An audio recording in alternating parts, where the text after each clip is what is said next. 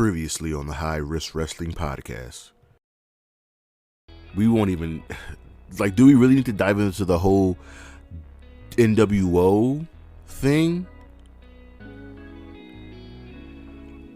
That's a story unto itself. And the fact that nobody wanted to pay for Thunder, think about that. Think about that in today's day and age, that somebody says, I want a second show, but I don't want to pay.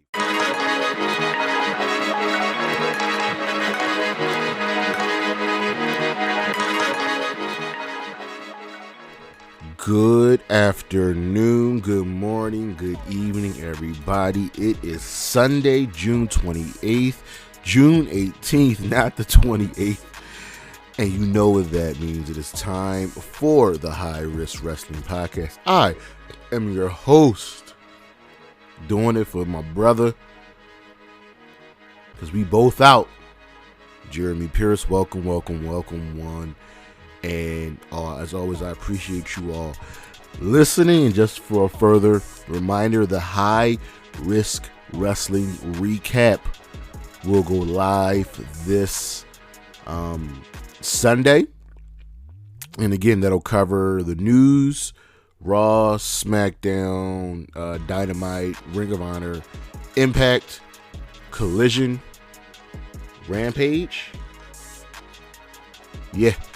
And that'll be every Sunday, whereas the High Risk Wrestling Podcast will be every Saturday. You know, we move things around depending on what shows we have and what's going on. But as always, you know, you can check out the socials on Charismatic Creations on Facebook and YouTube, Charismatic_Creations 52 on Instagram, the 215 on Twitter, and always Coffee, Patreon. Appreciations, donations are very, very appreciative and accepted. In today's show, well, we're going to review Collision. Last night we had the debut of Collision.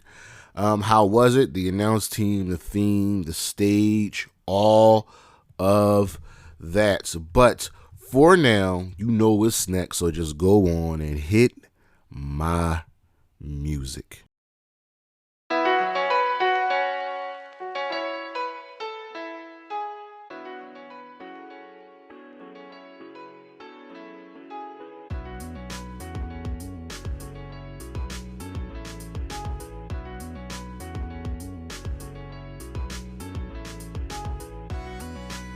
All right, folks, let's just dive right into the news. What do we have for you on this week? Well, AEW has a new signing. They have signed former NXT wrestler EJ Ndoka. This was somebody that's been on the radar for a long time, and he's kind of been floating back and forth on where he would go. He's also part of MITB. I expect big things for him. AEW finally got a UK TV deal for Collision. They will be airing on Fight, and that's where Dynamite and Rampage also airs. They'll also be airing on ITV4. Gotta have AEW, one of your biggest markets. The motion filed to delay. There's been a motion filed to delay the Ted DiBiase Jr. trial, as you may be unaware. Ted DiBiase is part of that, the welfare scandal case is going on. Part of it is with Brett Favre.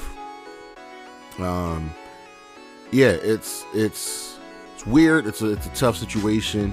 We'll see how things play out. Jimmy Jacobs has signed with AEW. He'll be working backstage and will be a part of the creative team. Remember, he was a part of WWE. He was a part of Impact Wrestling. He'll be a good, really major part of Ring of Honor, a former booker there. This is a good signing, and I like that Tony Khan has expanded the creative team. So now it's him, it's Jimmy Jacobs, it's Bryan Danielson, it's Will Washington. It's good, especially when you have 3 shows to do every single week, and that's not including Ring of Honor.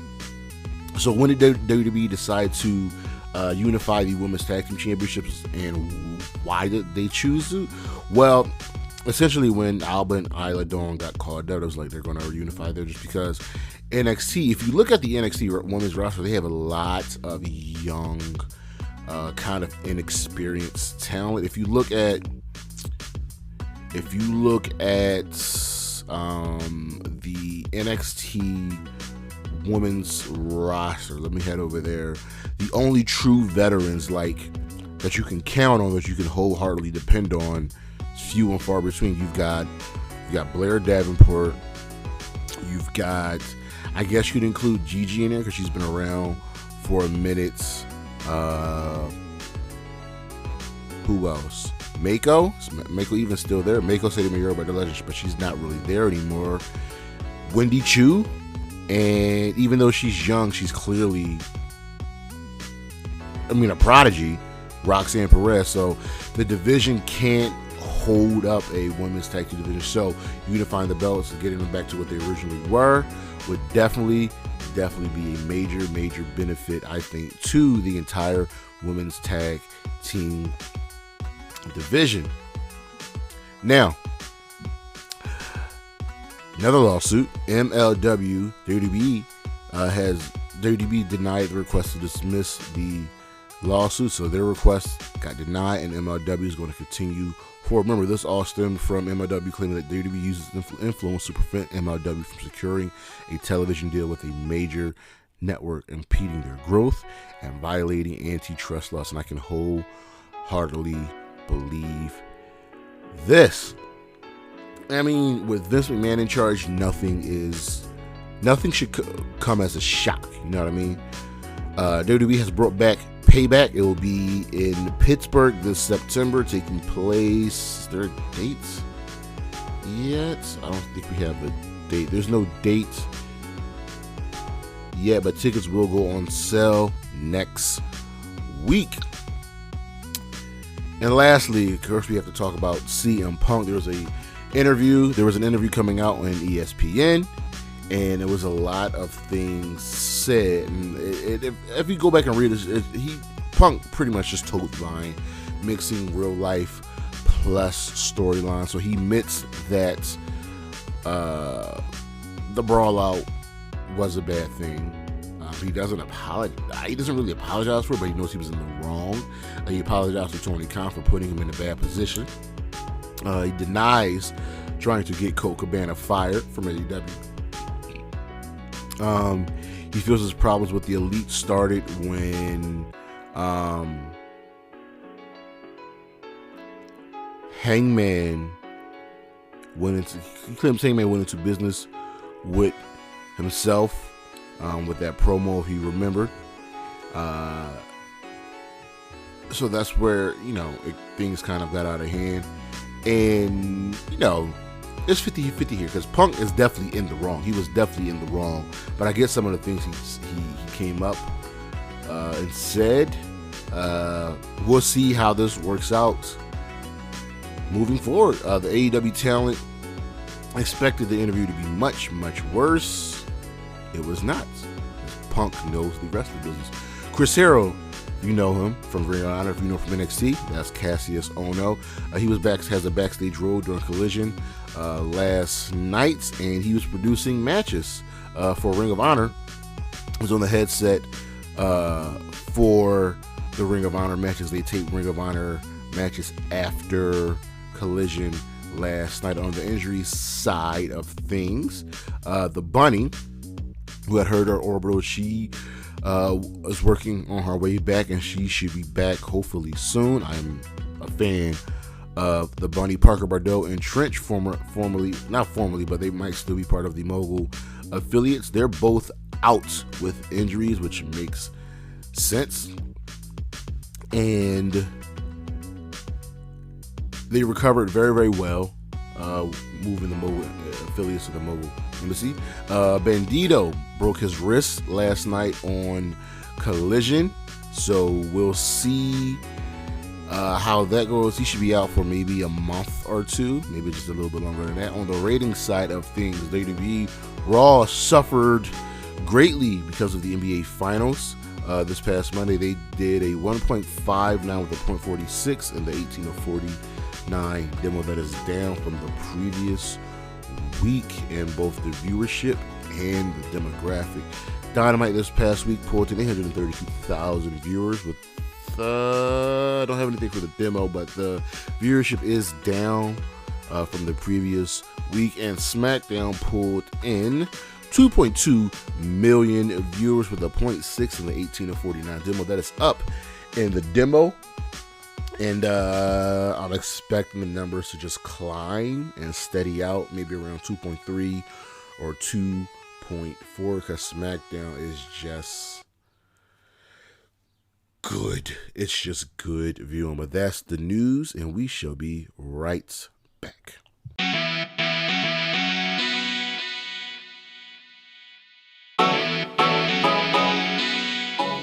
We are building towards Money in the Bank. The men's match is set. The women have one spot up for grabs.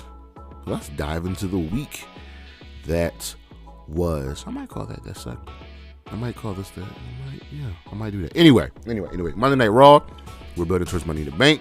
So we open the show with Adam Pearce giving Rhea Ripley the new Women's World Championship, but essentially it's Seth's belts, the WWE, the World Heavyweight Championship, but on a white strap. The white signifies women. This is all well and good. We got rid of the branding for each belt, Raw and SmackDown. But the only thing I really don't like is the red carpet was rolled out for Seth and Roman with Triple H giving them new championships, but the women just get it from Adam Pearce in a so-so segment. But I digress. Cody confronts Dom and challenges him to a match, which Rhea accepts. The Miz tries to jump Cody and fails, and Cody defeats The Miz. Dom had a really great line that says, behind every great woman there's a great man, and with him hiding behind Rhea. It's just so good. The heat this kid gets is just amazing. Becky Lynch wants Zoe Stark. It talks about ego and says the one thing she hates that she hasn't done yet is with Money in the Bank. Zoe comes out and tells Becky to look into a mirror and that she's only famous probably because she got her nose broken, so she's going to break her face. Becky then goes on to defeat Chelsea Green. The Judgment Day are concerned about Finn. Damian defeats Matt Riddle to qualify for the Money in the Bank ladder match, with Imperium attacking Matt Riddle after the match. So we're just continuing the Gunther Matt Riddle feud for the Intercontinental Championship. Natalya says that she will be a different person. Imperium then challenges KO and Sami for the tag team titles for later news. This was all in the same segment.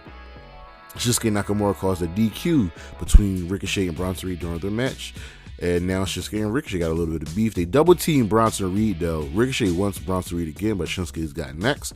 Finn Balor calls back on his history with Seth and wants a match for the World Heavyweight Championship. This was an in-ring segment between Seth and Finn, and the crowd would not stop singing Seth's song, and Finn was clearly agitated. Shayna Baszler defeated Raquel Rodriguez.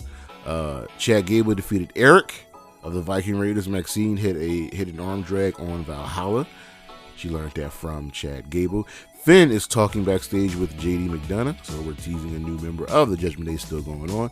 Finn asks Damian if he'd ever cash in on him, which Damian says no. And then KO and Sami retain the tag team championships in the main event against Imperium. Over on Dynamite, we got our Forbidden Door building up. Steam is just picking up. So the opening contest was Adam Cole versus MJF in a World Championship Eliminator match. If Adam Cole won, he would get a title shot against MJF, and they went to a 30-minute draw, and MJF denied Adam Cole more time. You had 30 minutes, Cole. You didn't get the job done. It's that simple. We had a Punk Stinger for Collision, saying, he's got a mic. Let's see what he's going to say. We had teasing of a Sammy Guevara face turn. He was in the ring being interviewed. Then Darby Allin came out to kind of assist and push that narrative forward. Jericho wants him to stay in line, stay in his place, and Sting steps in, and we got a nice little conversation between Jericho and Sting. Surprisingly, this has never happened before and it feels like a big deal. So I'm looking forward to that. Sonata issues an open challenge for Forbidden Door, and he'll put the New Japan World Heavyweight Championship on the line, which is accepted by Jungle Boy. Sting, Darby Allin, Keith, and Orange Cassidy defeated the Mogul Embassy. The Guns challenged the Hardys. Wardlow retained the TNT Championship against Jake Hager. And then after the match, we see backstage that Christian and Luchasaurus had attacked Arn Anderson. Tanahashi versus MJF will happen at Forbidden Door for MJF's World Championship. But MJF says he won't show up. Zack Sabre Jr., Danny Garcia confront Orange Cassidy. And Garcia wants the Pure Championship back, the Ring of Honor Pure Championship. And Zack Sabre Jr. wants the International Championship. So we'll see what happens. But next week, it'll be Zack Sabre Jr. and Danny Garcia taking on Katsuyori Shibata and Orange Cassidy. That's going to be a great match. Toni Storm retained the Women's Championship against Sky Blue. This was a fun little match. Sky Blue's star power continues to grow and grow and grow. Willow Nightingale makes the save. After the match, we have a tag team match set up for Collision between these 4 women. And in the main event, the Hung Bucks defeated the Blackpool Combat Club in just a fun match. And then all hell breaks loose after the match. So after the match is over, right? After the match is over, Takeshita comes out with Don Callis. He starts attacking everybody. And then Kenny Omega comes out. No. Takeshita is attacking. And then, what's his name? Eddie Kingston returns to save his boys. And he stops because he wants Cesaro. You know, they got beef. But he doesn't attack John Moxley because they boys. Then he stops the Bucks from attacking Moxley. The Takeshita gets attacked by Kenny Omega, and the Kenny Omega gets attacked by Will Ospreay.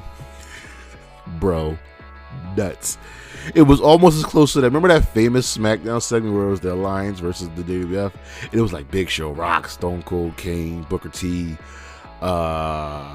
Shane McMahon, RVD. It was just a classic segment. Over on Impact, we celebrate Alex Shelley and Chris Sabin winning championships at Against All Odds. Just great. So we open up with celebrating them two. They're in the ring. And then Nick Aldis, who had won the 841 match, calls his shot and gets him. Then we had a promo parade with Trey Miguel, Giselle Shaw, Trinity, Kenny King, Deonna Purrazzo. So Santino makes a 5-on-5 intergender tag team match for later on in the evening. That'll be the main event. And I like that it's normalized and Impact that the women and men will fight each other, because we can just go back to Jordan Grace and Matt Cardona just beating the holy hell out of each other. The design points fingers to about their loss, and Al Angel's like, yo, I left the group to not deal with this, so what's up? Rich Swann defeated Moose. We had an interview about Heath's journey. Bully Ray files a complaint against Scott D'Amore, and Scott says he will take a leave of absence. Before he does, he made a match. What happened at the pay-per-view? It'll be he and PCO versus Bully Ray and Steve Macklin at Slammiversary. Chris Bay and Ace Austin defeated the Decay. The Motor City Machine Guns showed them some respect, because they're like, yo, the tag team division is in good hands. And the main event, the Motor City Machine Guns, Nick Aldis, Trinity, and Deonna Purrazzo defeated Trey Miguel, Kenny King, Sheldon Jean, Giselle Shaw, and Savannah Evans. This was a really talk-heavy episode of Impact, but they do these ones sometime to kind of reset things, and I'm perfectly fine with that. Over on Ring of Honor, we had a lot of matches, but the important ones are Samoa Joe retaining the TV Championship over Matt Sydal. Nick Comoroto finally picking up a ring. We got a Diamante appearance, and she should definitely be doing more. Miranda Elise versus Notorious Mimi. The Righteous and Stu Grayson defeated Dalton Castle and the boys. And the Dark Order says there'll be a little bit more serious and dangerous. That's what's going to take to get Stu Grayson back. Athena defeated Trish Adora, and then her and Kiera Hogan brawled after that. Mark Briscoe got a W, Dave Garcia got a W, Sky Blue got a W, and she didn't really need to be on the show. She could have been taken out of the show to give some more matches, some more time. Because think about it, she wrestled on Rampage last week, she wrestled on Dynamite, Ring of Honor, and now Collision. So, I mean, they're grown. Love me some Sky Blue. The Mogul MSC defeated Action is Ready, Darius Martin, and AR Fox, retaining the 6-man tag championships. Over on SmackDown, well, it happened, and SmackDown gets 2 thumbs up because you know why it gets 2 thumbs up. So our opening match, well, first we started with the Bloodline recap, but the opening match was a gauntlet match to determine the number 1 contenders for the tag team championships. So we started off with the Brawling Brutes, who had defeated the Street Profits. Then they defeated the OC. Then they defeated the LWO. Then they completely squashed Hit Row. I think Hit Row might have some heat. And then Pretty Deadly defeated the Brawling Brutes without cheating. They didn't cheat to win. They used maybe some nefarious tactics, but they didn't cheat. Roman Reigns Pretty Deadly keeps celebrating in the ring before KO and Sami shut them up and take them out. Roman Reigns tells Paul Heyman to get Jay's answer. Bayley accidentally caused Io to lose her match to Zelina, and Io is really getting tired of Bayley's stuff. Io accepts Shotzi's challenge on Bayley's behalf, so if Shotzi defeats Bayley, then Shotzi will replace Bayley in the Money in the Bank ladder match. Bianca tells Adam Pearce that she'll handle Charlotte because she's going to do it her way now because she did it the right way, and Charlotte just got to jump the line. So we have the Grayson Waller effect with Charlotte and with Charlotte and Grayson Waller, and blah, blah, blah. Charlotte says Charlotte things. Bianca comes out and just lays things quite proper for Charlotte. So this is going to be our next major feud, and I hope Asuka doesn't get overlooked in all of this. Jay dismisses Paul Heyman yet again.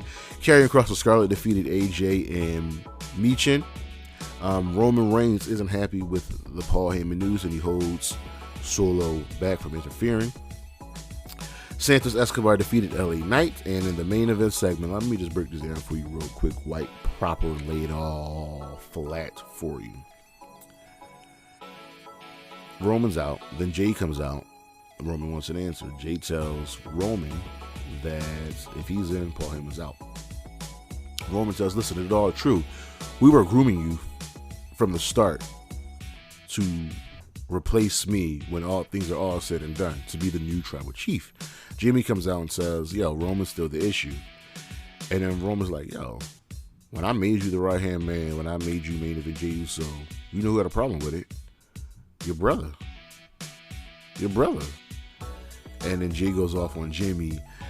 You know, you were the golden child and Mr. Popularity and most likely to succeed, and you didn't believe in me, and I expected from Roman, you my brother. And he tells Jimmy that I'm main event Jey Uso, I'm the right-hand man, so guess what?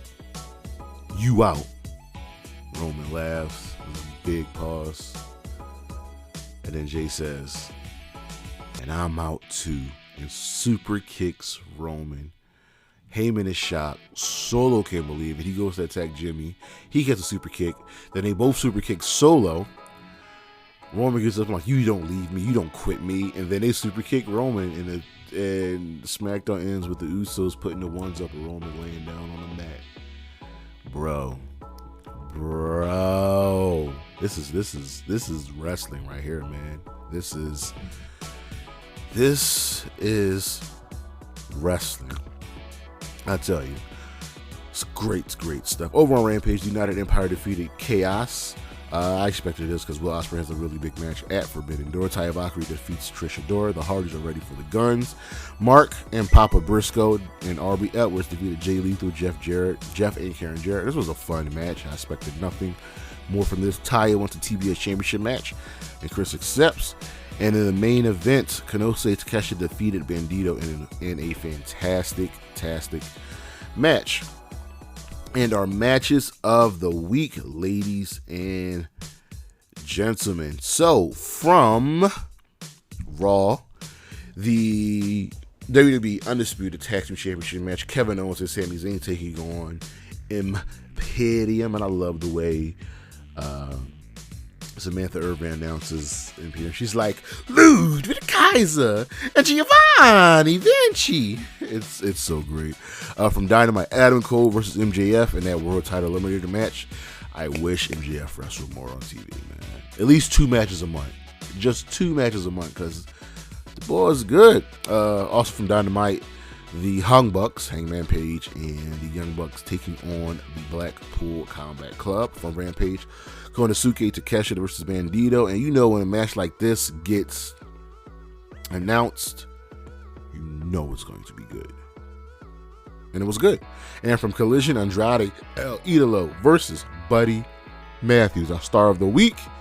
This is a rare thing for me to do. I'm going to give it to the entire production of AEW Collision because it was a good show.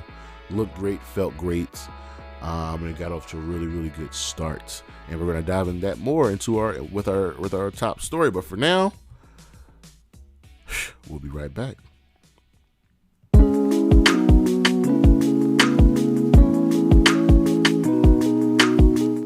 So, we have arrived. It has happened. Gone down last night.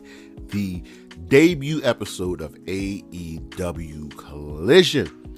And you know, last week we had our WCW Thunder retrospective, the highs, the lows, everything in between, which was all leading and building up to this last night. So, we're gonna really take a deep dive, take a real true look at Collision from last night. And the first news that we got from Collision was the announce team. So the announce team will consist of Kevin Kelly, Nigel McGuinness, and for the main events, good old JR. And I get the reasoning behind having JR. Makes it feel big. And you know, the quality has waned over the years, but when he's up and at it and giving it his all, there's nobody better. So the announce team is fine. I understand Nigel McGuinness, you have him. I'm more so shocked that he got Kevin Kelly. Caught me off guard because you know he is the New Japan guy, and you're not going to get the Ring of Honor guys, Caprice and Ian Riccaboni. So I actually would have gone with. We're going to use Nigel McGuinness. I would have used Big Show or Mark Henry. Actually, I feel like they could be doing more in AEW. I mean, you know, I don't know what exactly that, you know, some of their duties are, but they both have been fine on commentary, and you can really get a good comedic team seriousness. But the current team, Kevin Kelly, Nigel McGuinness, they were good last night. I haven't caught much of Kevin Kelly for his New Japan stuff, but from what I've heard, from the things that I have heard when I watch some of the New Japan shows, he's good. And Nigel McGuinness, you know, Ring of Honor, Impact, and now coming off of a stint in NXT where he was great. I'm fine with this team. I think they'll do well. I wouldn't be opposed to them mixing it up every now and then. These two teams, but the announce team was good. They were great. Being a little hyperbolic here, but they were fine. The theme song was very important. What would they use? You know, Rampage and Dynamite have their own unique theme songs. And you know, Tony Khan spends money. I mean, he got Jane for Orange Cassidy. Jungle Boy's theme song was a Tarzan. So what would the theme be for AEW Collision? They also revealed that right before Collision. And it's Saturday Night's All Right for Fighting by Elton John. No remix, no shakeups, the OG song, and it works. It really, really works well, because Saturday Night's All Right for Fighting. It is. So, it kind of gets you going. I like the intro video accompanying the song, and it's just good. It's just good stuff. So, let's dive into the opening, the premiere of the show. And we have the intro video, and it's got CM Punk, Joe, Wardlow, Willow, Andrade, Buddy Matthews, The Acclaim, Orange Cassidy, House of Black, Bryan Danielson, Ricky Starks, Daniel Garcia, Jay White, Sting, Britt, Darby, Tony, MJF, but no Young Bucks, no Kenny, no Jericho, no Moxley. So immediately gets a thumbs up. Everything's them. Not the last part with no Bucks in them, but we kind of almost get a glimpse of who might be featured on the show a little bit more. So we're introduced to the show with Kevin Kelly. Fans are already chanting CM Punk as we are in Chicago. And Cult of Personality comes on. Punk always gets cheered in Chicago. And it wasn't going to be any different here. He's got a sack hanging around his neck, and he gets to the ring, and he's still getting cheered, right? Low cut, shaved. We've seen this look before. And the first thing he says is, I don't know if you guys heard, but I'm tired of being nice. When was he ever nice? So he talked about his injury. And he's still here. He talked about this is the professional wrestling business, stressing business, and that the business is for grown-ups, and that this has never been a popularity contest. And he knows that he probably would have lost that popularity contest a long, long time ago. He says his past isn't checkered. And again, he's tired of being nice. So tell me when I'm telling lies. So Punk is already being self-indulgent. And he rode this wave growing up on the backs of smart, passionate wrestling fans, and he loves the fans and he loves him. And he has never apologized for being himself, right? And he says he understands that that the sheer magnitude of his presence makes people uncomfortable. That's because he's the truth, and the truth is painful. And chance of fuck the elite pop off. So the leader's not over in Chicago, which, come on, they are. He pointed at a fan sign that says CM Punk is my hero. Pepsi feels CM junk. He said you can cheer him, you can love him, you can hate him, and you can do that because that's your right. He says the king is back, and he's not going to compromise. Why would he change? And he says there are people there who think they are owed an apology. He says it's better to be a bigger man, so he doesn't think he's in the wrong. Tell me when I'm telling lies. He said that multiple times. Tell me when I'm telling lies. He said, last time you saw me, what's in his bag was his, and he held it above his head, alluding to the AEW World Championship. And it's not because he had the best dog collar match, it's because he won the dog collar match. He says it belongs to him, and if someone could pin him or submit him for it, he's not giving it up. So he's essentially calling himself the uncrowned champion. And tell him when he's telling lies. And he leaves, as he gets to the ref, he says, I'm not here to make stars, that he is the star. So breaking that down, it was fine. It was fine. You're gonna like it, or you're gonna not like it. You're not gonna hate it. You're not gonna love it. He is a star, and he commands the room. So comes off, he's happy to be back, and he's being his forward, brash, unapologetic, charismatic, confident self. And he's not apologizing to anyone, even though he did apologize to Tony Khan. So how do you feel about that? And this didn't come across as building a feud towards the Elite. They're not going to face each other. I think the Elite are above that. We can just move on. So, we get to our first match, and it's Wardlow versus Luchasaurus for the TNT Championship, with Wardlow defending against Christian Cage. And this was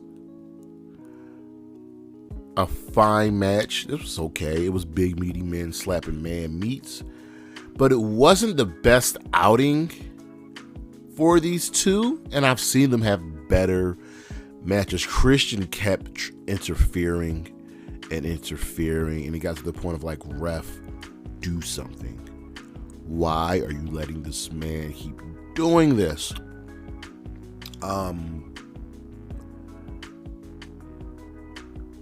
And it came down to the end where Wardlow was on the top rope. Something happened and Christian hit Wardlow with a camera. Ref didn't see it. Luchasaurus clotheslined him from the back. 1, 2, 3. We have a new TNT Championship. But wait, Christian grabs the belt and celebrates like he won the championship. Celebrating like he's the star. Well, Luchasaurus is the championship. So I can understand why we did this title change here. It's the first show. You need something big to happen. But it seems like Wardlow can never just quite get off the ground with his TNT Championship reigns. So we'll see what happens. I think Wardlow should move on to different things. Maybe be in the Owen Hart Cup. Speaking of the Owen Hart Cup, Lexi Near's interviewing QT Marshall, Powerhouse Hobbs. QT says, he and Hobbs never said they were going to compete. They just said they were going to be there. And Hobbs says there's a new chapter in the book of Hobbs. And he wants to win the Owen Hart tournament. He will be the face of TNT. And now the book of Hobbs is all about redemption and winning the Owen Hart Cup. I'm fine with that. Let's start announcing the competitors soon on the men's and women's side. But right now, I would like Hobbs to win. Powerhouse. Our second match, Andrade El Idolo versus Buddy Matthews. And ladies and gentlemen, these two put on a fine match. And like both of these dudes were injured, so the match was kind of built around them, showing that they aren't injured anymore and that they put on a show. These two rarely got a chance to really show what they're capable of in the WWE. They've had, there's some quality matches here and there, but they will definitely get a big spotlight in AEW. And these two put on a really fine match, much to the point that the fans were chanting, "This is awesome." And this is not hyperbolic. It was an awesome match. Andrade made Buddy Matthews tap out to the figure 8, wink, nudge. And this was really good. Then the lights go out after the match. Fans are chanting, "This is stupid. Just stop." Wrestling uses the lights out gimmick a lot.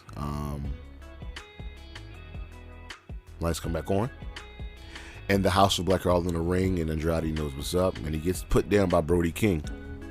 So now it's time to see where we go from here, because the House of Black need new challenges, and right now Andrade has nobody. There's no Hardy family office anymore.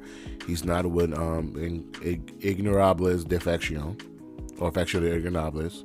So we'll see. We got a return promo. Not promo, but a vignette for Scorpio Sky. Will be returning soon, since he's been watching. He's been waiting for the perfect opportunity to return, and he's the present and the future of AEW. Nobody can beat him, and he's on another level. And I'm for this. Give me more Scorpio Sky. I need this. I really need this. First ever AEW World Tag Team Champion, former TNT Champion. Scorpio Sky can be the future, for sure. So we're back from a break, right? And we got Tony Nese, Smart Mark Sterling in the ring. And Nese does his heel gimmick. because he's the premier athlete. He's everybody's fat. He's going to work out, and that's what we're going to do until the Redeemer, Miro, finally returns. And you knew how this was going to go. And he's got some work in, got a couple licks in, but it was never in doubt. Miro wins. Game over. Next up, Toni Storm, Ruby Soho, and Willow Nightingale taking on Toni Storm and Ruby Soho taking on Willow Nightingale and Sky Blue. And also, once again, the winner was never in doubt just because of what transpired on Dynamite Wednesday. And I am so happy for Willow and Sky just to see them grow, get the spotlight, and really get to show what they're capable of. Remember, Tony's the current AEW Women's Champion, and Willow Nightingale is the current New Japan Strong Women's Champion. So we got two champions in this match. Don't forget to check out the Forbidden Door list video of who I would like to see at Forbidden Door. Go check that out. But this was fine. This went about 8 minutes, and Sky Blue's mom was in the front row because she was there for Dynamite as well. And we got a little bit of miscommunication here with the spray paint allowing Willow and Sky Blue to get the W. This was fine. This was fine. I think they got the death spot that the women have always gotten in AEW. So, the women have never opened up a show on Dynamite. I would like for that to change, but this was cool. The star Blue and Nightingale continue to rise. We got a video package for Jeff Jarrett talking about we'll get the concession stand brawl, him versus Mark Briscoe. That'll happen on Dynamite, and then we get the Acclaimed, and the Ring and Acclaimed does the Acclaimed things. And this was just to reiterate that they are going for the Trios Championship, and they're not going to stop. We got Dynamite Forbidden Door matches announced, and then the main event goes on about at 9:30, and it is Jay White, Juice Robinson representing Bullet Club Gold taking on Samoa Joe, and teaming up with Samoa Joe taking on CM Punk and FTR. There's a lot of history here, especially between CM Punk and Samoa Joe. Jay and Juice are feuding with FTR right now, so this match was very apropos for what was going down, and this was a fine match. You were always going to look at Punk and to see if he had any ring rust, being gone for 9 months, being gone for that long. You're clearly going to have some ring rust. So, how did he look? He looked fine. He's a veteran in his business, and he did well.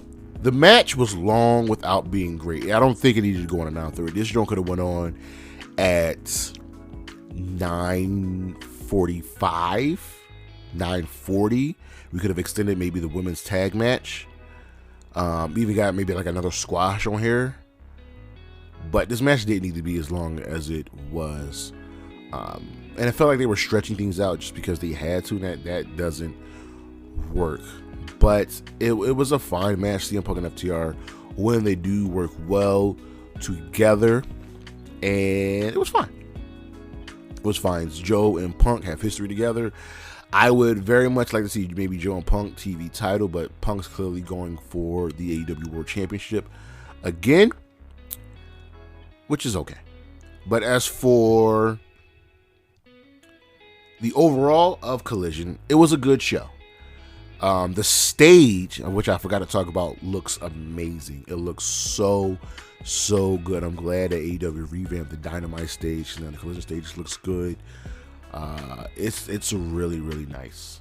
And I like the aesthetic where, again, we're hinting at the old WCW aesthetic when it comes to Collision. But as overall for the show, I'm gonna give it a thumbs up. It was a good show. Having the right crowd there also helps. And Punk is back. We'll see what happens. Will he be on Dynamite? I mean, he'll appear on Dynamite at some point. We'll just have to see when. But let me know what you guys think. AEW Collision is now in the books. The very first show of Collision ever in the books with a major title change. Next week, we'll be looking at the Forbidden Door show, having our preview for the show. Don't forget to check out the Forbidden Door list of who I would like to see on the card or at the show up here. Check out the socials. Charismatic Creations on Facebook and YouTube. Charismatic_Creations 52 on Instagram. The 215 on Twitter. As always, Patreon and Coffee. Donations are greatly accepted and appreciated. And as always, Xia Li, Wendy Chu. Also, can I get Xia Li on my TV? Like, she's just doing nothing. She's just in catering. I'm getting annoyed. But Xia, Wendy, Bailey, Isla, Shotzi, Willow, and Gigi Dolan, holla at your boy. Peace.